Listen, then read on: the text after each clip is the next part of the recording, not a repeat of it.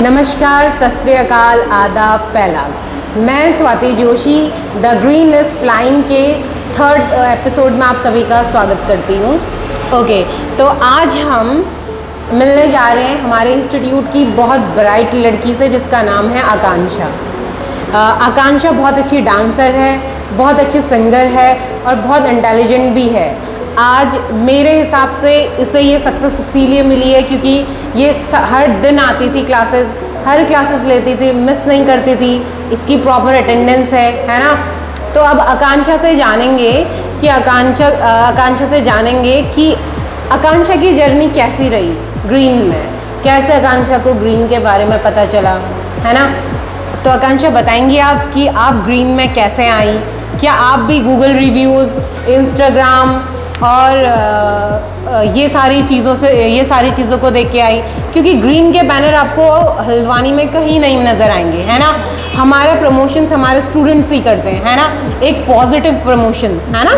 So basically आपको भी क्या आपके किसी फ्रेंड ने सजेस्ट किया ग्रीन के बारे में, या आपने भी इंस्टाग्राम चेक किया या फेसबुक चेक किया, या लाइक आपको किसी ने सजेस्ट किया?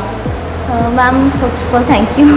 और मेरे को मेरी फ्रेंड्स ने सजेस्ट करा, मेरी एक फ्रेंड है जिसने मुझे बताया, और उसके बाद फिर मैंने गूगल देखा एंड इंस्टाग्राम में स्टॉक करा थोड़ा बहुत, मुझे अच्छे रिव्यूज़ लगे। उसके बाद फिर मैंने सोचा कि आगे चल के चलो यहाँ एडमिशन लें और थोड़ा और इसके बारे में जानूँ। ओके, सो आपने यहाँ पे कौन सा कोर्स के आए हुए थे आप, लाइक क्या परस्यू कर रहे थे आप? मैं aviation in hospitality management. Okay, so Akanksha, क्या होता क्या है हॉस्पिटैलिटी? आप कैसे समझाएंगे किसी भी छोटे बच्चे को या लाइक किसी बुज़ुर्ग को कि हॉस्पिटैलिटी क्या है? एक्चुअली मैम हॉस्पिटैलिटी से ही, नेम से ही पता चल रहा है कि वहाँ पे हम किसी इंसान को, या कोई भी चाइल्ड है, कोई भी बड़ा इंसान, हर इंसान को उसको लव के साथ, केयर के साथ रिस्पेक्ट करें, उसके साथ इंटरेक्ट करें। और इस इंडस्ट्री में बस यही बताया जाता है कि हम कैसे दूसरे के साथ डील कर सकते हैं, चाहे कोई भी गेस्ट हमारा ओवर हाइपर हो या काम हो, पेशेंट हो, अपने तरीके से उसको डील करें। और यही चीज़। ओके, तो ओके, आप यहाँ आई, आपने पढ़ाई की, आपने प्रैक्टिकल्स किए, आप लोगों से मिली, आपने इंटरेक्शन किया, उसके बाद आप मुझे बताओ कि अभी आप अपने आप को कहाँ फ्रेम आउट कर रहे हो, है ना। क्या क्या चीज़ों में आपका इम्प्रूवमेंट हुआ, है ना? या मैम सबसे पहले तो मेरा इम्प्रूवमेंट ये हुआ कि मैं जैसे बहुत पहले नर्वस फील करती थी, बट अब मुझे वो नर्वसनेस नहीं होती है, बिकॉज यहाँ के पर्सनैलिटी डेवलपमेंट पे मोस्टली वर्क किया जाता है। And most important communication skills पे ज़्यादा वर्क करते हैं, बिकॉज ऐसा है कि यहाँ पे हर तरीके के प्लेसमेंट्स होते हैं। हमें पता है कि आजकल इंग्लिश कम्युनिकेशन मोस्ट इम्पॉर्टेंट है, प्लस उनका एसेंट कैसे वो बोल रहे हैं। सेकेंडली लोगों के साथ डील कैसे करना है, लाइक अगर कोई बहुत ज़्यादा शॉर्ट टेम्पर्ड पर्सन है, हमें उसके साथ कैसे डील करना है। तो ये चीज़ों में मुझे लगता है कि हाँ, मैंने इन चीज़ों पे वर्क करा और मेरा सबसे ज़्यादा मोस्टली पर्सनैलिटी डेवलपमेंट हुआ। मैं अपने जो फियर्स थे उनसे ओवरकम करूँ। ओके, सो आकांक्षा, आपको कहीं ना कहीं ऐसा लगता है कि सोसाइटी आज भी लड़कियों को जज करती है उनके प्रोफेशन को देख के, है ना? अगर कोई टीचर है या कोई डॉक्टर है या इवन कोई पुलिस में है या कोई एयर हॉस्टेस है या कोई होटल मैनेजमेंट करके होटल्स में जॉब कर रही है ना, जैसे आप रिसेप्शन काउंटर्स में देखते होंगे, हाउस कीपिंग डिपार्टमेंट में देखते होंगे, सर्विस में देखते होंगे, तो वो सब लोग नॉर्मल लड़कियां हैं, तो उन्हें सोसाइटी कैसे जज करती है आपके हिसाब से? Actually ma'am first of all तो मैम अभी भी बहुत लोगों का थोड़ा माइंडसेट है कि बहुत ज़्यादा लो है। वो अभी भी ये सोचते हैं कि लड़कियों को कहीं बाहर नहीं भेजना चाहिए या यही वर्क करना चाहिए, उनके लिए टीचिंग कोर्स अच्छा है, उनको घर पे ही पढ़ाना चाहिए, और कोर्सेज उनके लिए अच्छे नहीं हैं। तो मेरे को ऐसा लगता है कि अभी भी बहुत से लोगों को ये समझना ज़रूरी है कि अभी आज के ज़माने में सब कुछ इक्वल है। आजकल गर्ल्स ज़्यादा कर रही हैं and only the womens are responsible for everything. Like अच्छा जो हो रहा है उसमें बहुत ज़्यादा इंपॉर्टेंट है गर्ल्स का हाथ। कोई भी इंडस्ट्री है, गर्ल्स की वजह से ये भी बहुत ज़्यादा आगे बढ़ रहा है। तो हमको ऐसा मानना चाहिए कि हर चीज़ इक्वल है, तो गर्ल्स को डोमिनेट प्रूफ नहीं करना चाहिए। ओके, सो जैसे आप बहरीन जा रही हैं, ओके, सो वहाँ पे डे और नाइट का बहुत डिफरेंस रहता है, आपकी ड्यूटी आवर्स का डिफरेंस रहेगा, आपको बहुत अलग अलग कल्चर के लोगों से बात करनी पड़ेगी, उनसे मिलना पड़ेगा, है ना।